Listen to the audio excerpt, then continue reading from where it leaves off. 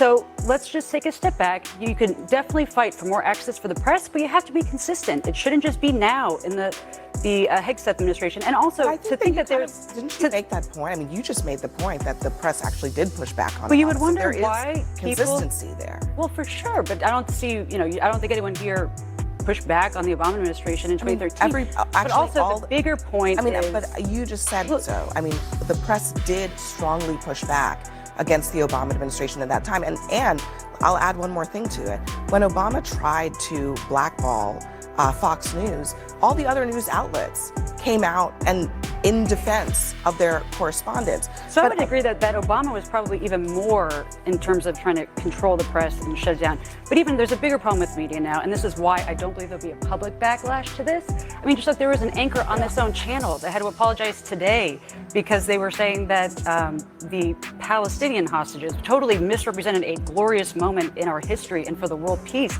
And some anchor on this channel had to apologize for how they depicted it. So the distrust with the media is overall. Let me just draw a clear line here, because people in the media don't say that we're infallible. We're not God. We don't not make mistakes. We do make mistakes and we correct them. That is actually how journalism works. But also how journalism works is that we are actually supposed to try to find out things that people don't want us to find out. And that includes at the Pentagon. You know that. Every administration has dealt with that. I'm a member of the media.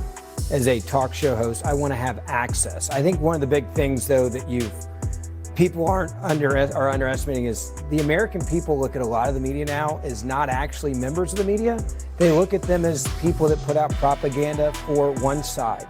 And there are a lot of people that are in the media that are operatives for the Democratic Party. Well, I don't think you're going to see that, because you just described yourself. I'm open and honest about who I am. I'm a hardcore conservative. I don't masquerade as a non-biased individual who's doing hit pieces all the time on conservative. Sure, but I don't think conservatives, I mean, look, conservatives don't have any problem with people masquerading as journalists and batting for one team, okay? That happens every single day, and you are totally fine with it. But I'm a so I spare me on that part. I think that's a little bit self-serving. They're not self-serving. I'm honest about being a biased conservative commentator that works in the media.